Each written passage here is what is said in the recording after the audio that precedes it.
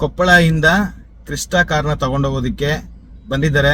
Sir, ನಿಮ್ಮ ಹೆಸರು, ನಿಮ್ಮ ಪರಿಚಯ, ಮತ್ತೆ ಗಾಡಿ ಎಲ್ಲ ಓಡಿಸಿದ್ದೀರಾ, ನೀವು ನಿಮ್ಮ ಸ್ನೇಹಿತರೆಲ್ಲ ಕೂಡ ಓಡಿಸಿದ್ದೀರಾ. ಸೊ ನಿಮ್ಗೆ ಏನು ಅನಿಸ್ತು, ಮತ್ತೆ ಓವರ್ ಆಲ್ ಡೀಲ್ ಬಗ್ಗೆ ನಿಮ್ಗೆ ಏನು ಹೇಳ್ಬೇಕು ಅಂತ ಇದ್ದೀರೋ ಅದನ್ನ ಹೇಳಿ ಸರ್. ನನ್ನ ಹೆಸರು ವೀರು ಪಾಟೀಲ್ ಅಂತ, ಕೊಪ್ಪಳದಿಂದ. ನನಗೆ ಇನೋವಾ ಕ್ರಿಸ್ಟಾನ ಬೇಕಾಗಿತ್ತು.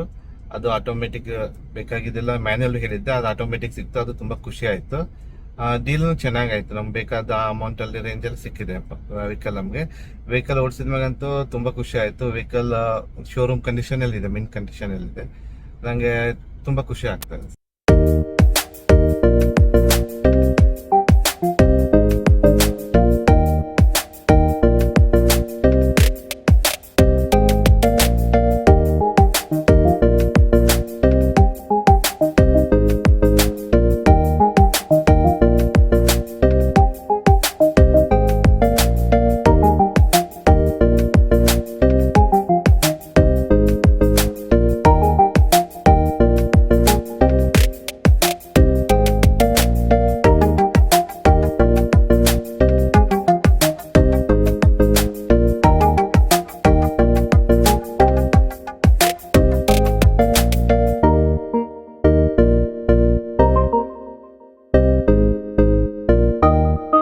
ಪ್ರೆಸ್ ಅಂತ ತೋರಿಸುತ್ತೆ, ಸ್ಟಾರ್ಟ್ ಇಂಜಿನ್ ಅಂತ ಇಲ್ಲಿರ್ತದಲ್ಲ.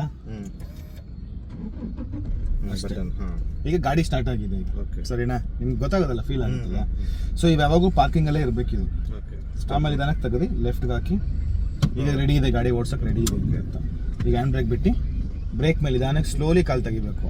ಸೊ ನೀವು ಮ್ಯಾನ್ಯುಯಲ್ ಓಡಿಸ್ದಂಗೆ ಸಡನ್ ಆಗಿ ಥ್ರಾಟಲ್ ರೆಸ್ಪಾನ್ಸ್ ನೋಡಿ ಏನೂ ಇಲ್ಲ, ನೋಡಿ ಏನೂ ಕೊಟ್ಟಿಲ್ಲ ನನಗೆ, ಯಾವುದೇ ಥ್ರಾಟಲ್ ರೆಸ್ಪಾನ್ಸ್ ಏನೂ ಕೊಟ್ಟಿಲ್ಲ, ಹಂಗೆ ಮೂವ್ ಆಗ್ತದೆ ಗಾಡಿ.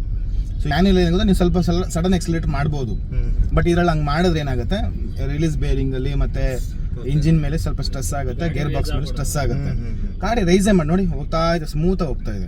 ನೀವು ಓಡಿಸಿ ಸರ್, ನನಗೆ ಇಷ್ಟ ಆಗೋದಲ್ಲ. ನೀವು 2019 ಇಸ್ವಿ Z automatic first owner, proper service history maintain ಮಾಡಿದ್ದು ಗಾಡಿ 14 ಲ್ಯಾಕ್ಗೆ ಕ್ಲೋಸ್ ಆಯಿತು. ತುಂಬ ಜನ ಪ್ರೈಸ್ ಕೇಳ್ತಾ ಇರ್ತಾರೆ, ಅದೆಷ್ಟಕ್ಕೆ ಸಿಗುತ್ತೆ, ಇದಿಷ್ಟಕ್ಕೆ ಸಿಗುತ್ತೆ ಅಂತ. ಸೊ ಪ್ರೈಸ್ ಅನ್ನೋದು ವೇರಿಯೇಷನ್ಸ್ ಇರುತ್ತೆ, ಸಿಗೋವಂಥ ಗಾಡಿ ಯಾವ ಏರಿಯಾದಲ್ಲಿ ಸಿಗುತ್ತೆ, ಗಾಡಿ ಕಂಡೀಷನ್ ಹೆಂಗಿದೆ, ಸೊ ಅದ್ರ ಬೇಸ್ ಮೇಲೇ ಡಿಫ್ರೆಂಟ್ ಇರುತ್ತೆ ಪ್ರೈಸ್. ತುಂಬ ಜನ ನನಗೆ ಪ್ರೈಸ್ ಅದೆಷ್ಟಾಗುತ್ತೆ, ಇದು ಸಿಗುತ್ತಾ, ಅದು ಸಿಗುತ್ತಾ. ಎಲ್ಲ ಗಾಡಿಗಳು ಸಿಗುತ್ತೆ, ಎಲ್ಲದಕ್ಕೂ ಪ್ರೈಸ್ಗಳು ಇರುತ್ತೆ.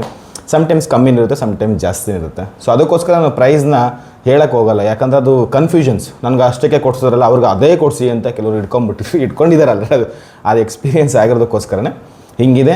ಒಂದು ಅಪ್ರಾಕ್ಸಿಮೇಟಾಗಿ ಹೇಳ್ಬೋದು ಇಷ್ಟಕ್ಕೆ ಸಿಗುತ್ತೆ ಅಂತ. ಸೊ ಇವ್ರದ್ದು ಬಜೆಟ್ ಬಂದು 13 ರಿಂದ 14 ಆಜು ಬಾಜಲ್ಲಿ ಇದ್ದಿದ್ದು. ಇವರೇನು ಆಟೋಮೆಟಿಕ್ಗೆ ಬೇಕು ಅಂತ ಕೇಳಿರಲಿಲ್ಲ, ಬಟ್ ಹುಡುಕ್ತಿರ್ಬೇಕಾದ್ರೆ ಅವ್ರು ರೆಫರಲ್ ತೆಗೆದಿದ್ರಲ್ಲಿ ಅವ್ರಿಗೆ ಈ ಗಾಡಿ ಇಷ್ಟ ಆಯಿತು. ಅವ್ರಿಗೆ ಆಲ್ಮೋಸ್ಟ್ ಎಷ್ಟು ರೆಫರಲ್ ಕಳಿಸ್ತಾ, ಒಂದು 7-8 ಕಳಿಸಿರ್ಬೋದೇನೋ ಪ್ರಾಬ್ಲಿ. ಒಂದು 7-8 ಒಂದು ತಿಂಗಳಾಯ್ತು ಅವ್ರು ಬುಕಿಂಗ್ ಮಾಡಿಕೊಂಡು. ಒಂದು ತಿಂಗಳಾದಮೇಲೆ ಒಂದು 7-8 ರೆಫರಲ್ ಕಳಿಸ್ತಾ. ಬಟ್ ನಂಗೆ ಟೈಮ್ ಕೊಟ್ಟರು, ಅವ್ರೇನು ಅರ್ಜೆಂಟ್ ಮಾಡಲಿಲ್ಲ, ನಿಮ್ಗೆ ಟೇಕ್ ಯುವರ್ ಓನ್ ಟೈಮ್ ಅಂತಲೇ ಹೇಳಿದರು. ಅವ್ರದ್ದು ರಿಕ್ವೈರ್ಮೆಂಟ್ಸ್ ಇದ್ದಿದ್ದು ಫಸ್ಟ್ ಒಂದು ವೈಟು ವಿ ಅಥವಾ ವಿನೇ. ಅವ್ರು ಆ್ಯಕ್ಚುಲಿ ಝೆಡ್ಡು ಕೇಳಿರಲಿಲ್ಲ, ಝೆಡ್ ಆಮೇಲೆ ಸಿಕ್ಕಿದ್ದು ವಿ ಅಥವಾ ಜಿ, ಅದು ಎಲ್ಲದರಲ್ಲೂ ಓಕೆ, ಬಟ್ ಪ್ರಾಪರ್ ಇರಬೇಕಂತ ಹೇಳಿ ಕೇಳಿದ್ದು. ಮ್ಯಾನ್ಯಲೇ ಅವ್ರ ಪ್ರಿಫರೆನ್ಸ್ ಇದ್ದಿದ್ದು. ಬಟ್ ಹುಡುಕ್ತಿರ್ಬೇಕಾದ್ರೆ ಈ ಥರದ್ದೆಲ್ಲ ಸಿಕ್ಕಾಗ ಗಾಡಿದು ಇನ್ಫಾರ್ಮೇಷನ್ ಎಲ್ಲ ಅವ್ರಿಗೆ ಆದಮೇಲೆ ಅವರು ಇದನ್ನು ನೋಡೋಕೆ ಹೇಳಿದ್ರು. ಇದನ್ನೆಲ್ಲ ನೋಡಿ ಎಲ್ಲ ಮಾಡಿಸಿ ಎಲ್ಲ ಹಂಗೆಲ್ಲ ಚೆನ್ನಾಗಿ ಬಂದು ಡಾಕ್ಯುಮೆಂಟ್ಸ್ ವೆರಿಫಿಕೇಷನ್ ಮಾಡಿ ಎಲ್ಲನೂ ಕೂಡ ಜೆನ್ಯೂನ್ ಆಗಿತ್ತು ಅಂತೆಲ್ಲ ಗೊತ್ತಾದಮೇಲೆ ಸೊ ಅಲ್ಲಿಗೆ ಗಾಡಿಯನ್ನು ಬುಕ್ ಮಾಡಿ ನೆಕ್ಸ್ಟ್ ಡೇ ಎಲ್ಲ RTGS ಮಾಡಿ ಸೇಮ್ ಡೇ ಪಿಕ್ ಮಾಡಿದ್ದು. ನಿನ್ನೆ ಗಾಡಿ ರಿಸೀವ್ ಆಗಿದೆ, ನಿನ್ನೆ ಅವರ 21ನೇ ತಾರೀಕು ನಿನ್ನೆ.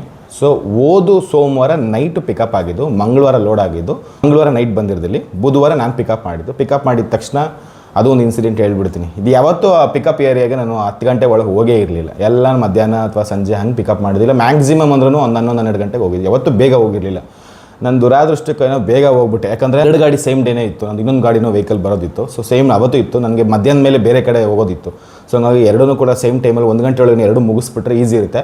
ಬಟ್ ಇವ್ರು ಬೇರೆ ನನಗೆ ಜನರಲ್ ಸರ್ವಿಸ್ ಎಲ್ಲ ಮಾಡಿಕೊಡಿ ಅಂತಲೂ ಹೇಳಿದರು. ಸೊ ಹಂಗಾಗಿ ನಾನು ಬೇಗ ಇದನ್ನ ಫಸ್ಟ್ ಪಿಕ್ ಮಾಡಬೇಕಾಗಿದ್ದು. ಸೊ ಪಿಕ್ ಮಾಡೋಕೆ ಹೋದಾಗ ಗಾಡಿ ನೋಡಿದೆ, ಎಲ್ಲ ಓಕೆ ಇತ್ತು. ಪೇಮೆಂಟ್ ಮಾಡಿಬಿಟ್ಟು ಅದೇನು ಪಿಕಪ್ ಚಾರ್ಜಸ್ ಎಲ್ಲ ಮಾಡಿಬಿಟ್ಟೆ. ಅದು ಮಾಡಿದ ತಕ್ಷಣ ಗಾಡಿ ಸುತ್ತಮುತ್ತ ಒಂದು 20-30 ಗಾಡಿಗಳು ಹಾಕ್ಬಿಟ್ಟವ್ರು. ಆಸಾಮಿಗಳು ಎದ್ಬಿಟ್ಟವ್ರು, ಅದು ಎಲ್ಲೋರೋ ಗೊತ್ತಿಲ್ಲ. ಅವ್ರ ನಂಬರು ಪಾರ್ಕಿಂಗ್ ಏಜೆಂಟ್ ಹತ್ರ ಇಲ್ಲ. ಅಯ್ಯೋ ಇದು ತುಂಬ ಹಿಂಸೆ ಆಗುತ್ತೆ. ಅದನ್ನೆಲ್ಲ 4x4 ತಾರ್ ಬರುತ್ತಲ್ಲ ಹಳೇದು, ಅದು ಯಾರ್ದೋ ಇತ್ತು, ಅದನ್ನ ತೊಗೊಂಬಂದು ಹುಕ್ ಹಾಕಿ ಒಂದೊಂದೇ ನಿಧಾನಕ್ಕೆ ಹಿಂದಕ್ಕೆ ಎಳ್ದು ಎಲ್ಲ ಸ್ಟೇರಿಂಗ್ ಲಾಕ್ ಎಲ್ಲ ಲಾಕ್ ಅದೆಲ್ಲ ಮಾಡಿಸಿ ಅವ್ರ ಕೈಲೇ ಮಾಡಿಸಿದೆ. ಯಾಕಂದ್ರೆ ನಾವು ಮಾಡೋದು ಪ್ರಾಬ್ಲಮ್ ಆಗುತ್ತೆ, ಯಾರು ಪಾರ್ಕಿಂಗ್ ಇರ್ತಾರೋ ಅವ್ರು. ಯಾಕಂದ್ರೆ ಮಿಸ್ಟೇಕ್ ಅದು, ಯಾಕಂದ್ರೆ ಗಾಡಿ ಸುತ್ತಮುತ್ತ ಹಾಕಿದ್ಮೇಲೆ ಕೀನ ಹ್ಯಾಂಡ್ ಓವರ್ ಮಾಡಬೇಕು, ಇಲ್ಲಾಂದರೆ ಗಾಡಿ ತೊಗೊಂಡು ಹೋಗಬೇಕು, ಇಲ್ಲ ಗಾಡಿನ ಪ್ರಾಪರ್ವಾಗಿ ಪಾರ್ಕಿಂಗ್ ಮಾಡಬೇಕು.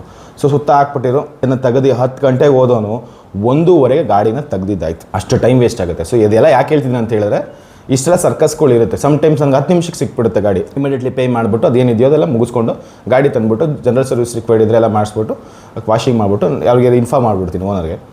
ಬಟ್ ಈ ಥರ ಆದಾಗ ಸ್ವಲ್ಪ ಕಷ್ಟ ಆಗುತ್ತೆ. ಗಾಡಿ ಓಡಿಸ್ತಾ ಗಾಡಿ ಎಲ್ಲ ಚೆನ್ನಾಗಿತ್ತು, ಬಟ್ ಜನರಲ್ ಸರ್ವಿಸ್ ಮಾಡಿಸ್ಕೊಂಡು ಕೊಡೋದು ಒಳ್ಳೇದು. ಯಾಕಂದರೆ ಅವ್ರು ಬಂದು ಇಲ್ಲಿಂದ ಕೊಪ್ಪಳಗೆ ಎತ್ಕೊಂಡು ಹೋಗ್ಬೇಕು ಅಂತ.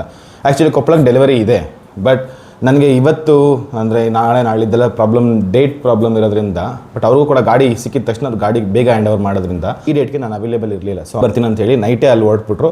ಬೆಳಗ್ಗೆ ಬಂದರು, ಅವ್ರು ಬರ್ಸೋಕ್ಕೆ ಜನರಲ್ ಸರ್ವಿಸ್ ಎಲ್ಲ ಮಾಡಿಸಿ ವಾಷಿಂಗ್ ಎಲ್ಲ ಮಾಡಿಸಿ ಡಾಕ್ಯುಮೆಂಟ್ಸ್ ಎಲ್ಲ ಏನು ಸೆಟ್ ಮಾಡಬೇಕು ಎಲ್ಲ ಮಾಡಿ ಬಂದಿದ ತಕ್ಷಣ ಅವ್ರಿಗೆ 2 ಕೀ ಮತ್ತು ಯೂಸರ್ ಮ್ಯಾನ್ಯಲ್ಲು, ಹಳೇದು ಓನರ್ದು ಇನ್ಶೂರೆನ್ಸು, RC ಕಾಪಿ, ಅವ್ರದ್ದೇನು ಆಧಾರ್ ಕಾರ್ಡ್ ಏನಿತ್ತು ಎಲ್ಲ ಕೊಟ್ಟು ಕಂಪ್ಲೀಟ್ ಮುಗಿಸ್ಬಿಟ್ವಿ. ಎಲ್ಲ ಟ್ರಯಲ್ ನೋಡಿದ್ರು. ಟ್ರಯಲ್ ಕೂಡ ತುಂಬಾ ಇಷ್ಟ ಆಯಿತು ಗಾಡಿ. ಆಲ್ಮೋಸ್ಟ್ 3 ಜನ ಬಂದಿದ್ರು. 3 ಜನದಲ್ಲಿ 2 ಕೂಡ ಟ್ರಯಲ್ ನೋಡಿದ್ರು. ಫ್ರೀ ರೋಡ್ಗೆಲ್ಲ ಕರ್ಕೊಂಡೋಗಿದ್ದೆ, ಟ್ರಾಫಿಕ್ ಕಡೆನೂ ಕರ್ಕೊಂಡೋಗಿದ್ದೆ, ಎಲ್ಲ ನೋಡಿ ಅವರೇ ಬ್ರೇಕ್ಫಾಸ್ಟ್ ಇತ್ತು, ಅವ್ರ ಜೊತೆ ಕೂತ್ಕೊಂಡು ಬ್ರೇಕ್ಫಾಸ್ಟ್ ಎಲ್ಲ ಮಾಡಿ ಕೊನೆಗೆ ಅವ್ರಿಗೆ ಟಾಟಾ ಹೇಳಿ ಕಳಿಸಿದ್ದಾಯಿತು. ಗಾಡಿ ಮಾತ್ರ ತುಂಬ ಚೆನ್ನಾಗಿತ್ತು, ಆಟೋಮೆಟಿಕ್ ಗಾಡಿ. ನನಗೆ ಗಾಡಿ ಆಟೋಮೆಟಿಕ್ ಗೇರ್ಸ್ ನನಗೆ ಅಸಿಷ್ಟ ಆಗಲ್ಲ, ಬಟ್ ಇದು ಎನಿವೇ ಟೊಯೋಟೋದು ಮಾತಾಡೋಂಗಿಲ್ಲ. ಯಾರಾದರೂ ನಿಮಗೆ ಟೊಯೋಟೋದಲ್ಲಿ ಆಟೋಮೆಟಿಕ್ ತೊಗೊಳ್ಬೇಕಾದ್ರೆ ರಬ್ಬರ್ ಬ್ಯಾಂಡ್ ಫೀಲಿಂಗ್ ಇದೆಯಾ ಅಂದರೆ AMT ಇವೆಲ್ಲ ಬರುತ್ತಲ್ಲ ಆ ಥರ ಫೀಲ್ ಆಗುತ್ತೆ ಅಂದರೆ ಸ್ಲೈಟ್ಲಿ ಆಗುತ್ತೆ. ಎಲ್ಲ ಪವರು ಪುಲ್ಲಿಂಗ್ ಎಲ್ಲ ಸೇಮ್ ಬರುತ್ತೆ. ಇದರಲ್ಲಿ ನಿಮಗೆ 6 ಸ್ಪೀಡ್ ಬರುತ್ತೆ, ಆಟೋಮೆಟಿಕ್ ಬಂತೆ. ನಿಮಗೆ ಪ್ಲಸ್ ಮೈನಸ್ ಆಪ್ಷನ್ಸ್ ಕೂಡ ಇದೆ. ನಿಮಗೆ ಹಿಲ್ ಸ್ಟೇಷನ್ ಎಲ್ಲ ಹೆಲ್ಪ್ ಆಗೋದಕ್ಕೆ ಅದು ಕೂಡ ಇದೆ. ಡ್ರೈವ್ ಮೋಡ್ ಇದೆ, ಪ್ಲಸ್ಸು ಮೈನಸ್ ಇದೆ, ಮ್ಯಾನ್ಯುಯಲ್ ಕನ್ವರ್ಟ್ ಮಾಡ್ಕೋಬೋದು ನೀವು. ಮತ್ತು ನ್ಯೂಟ್ರಲ್, ಪಾರ್ಕಿಂಗ್, ರಿವರ್ಸ್ ಇಷ್ಟು ಮೋಡ್ಸ್ ಇದೆ. ಅದಕ್ಕೆ ತಕ್ಕಂಗೆ ಪವರ್ ರೇಷಿಯೋ ಕೂಡ ಅಷ್ಟೇ ಚೆನ್ನಾಗಿದೆ. ನಿಮಗೆ ಫಸ್ಟ್ ಗೇರಿಂದ ಸೆಕೆಂಡ್ ಗೇರ್ಗೆ ಸ್ವಲ್ಪ ನಿಮಗೆ ಡಿಲೇ ಅದು ಇದ್ದೇ ಇರುತ್ತೆ. ಅದು ಎಲ್ಲ AMT, IMT, CVT ಎಲ್ಲದರಲ್ಲೂ ಒಂಚೂರು ಡಿಫ್ರೆನ್ಸ್ ಇದ್ದೇ ಇರುತ್ತೆ. ಕಾಸ್ಟ್ ಕಟ್ಟಿಂಗ್ ಇದ್ರ ಸ್ವಲ್ಪ ಟೊಯೋಟೋ ಸುಜುಕಿಯಲ್ಲಿ ಕಾಸ್ಟ್ ಕಟ್ಟಿಂಗ್ ಗೊತ್ತಿರೋ ವಿಷಯನೇ. ಸೊ ಹಂಗಾಗಿ ಇದರಲ್ಲೇ ರಬ್ಬರ್ ಬ್ಯಾಂಡ್ ಫೀಲಿಂಗು 2 to 6ವರೆಗೂ ಇಲ್ಲ, ಬಟ್ 1 to 2ವರೆಗೂ ಸ್ಲೈಟ್ಲಿ ಇದೆ. ಅದು ನಿಮಗೆ ಇನಿಷಿಯಲಿ ಗೊತ್ತಾಗ್ತಾ ನಿಮಗೆ ಆ ಡ್ರೈವಿಂಗ್ ಹ್ಯಾಬಿಟ್ಸ್ಗೆ ಅಡ್ಜಸ್ಟ್ ಆಗಿಬಿಡ್ತೀರ. ಸೊ ಆ್ಯಕ್ಚುಲಿ ಆಟೋಮೆಟಿಕ್ ಕೂಡ good option for city. And automatic ಇಟ್ಕೊಂಡ್ರೆ ನಿಮಗೆ ಮಂದಿ ಎಲ್ಲರೂ ಕೂಡ ಓಡಿಸ್ಬಹುದು, ಈಸಿ ಟು ರೈಡ್.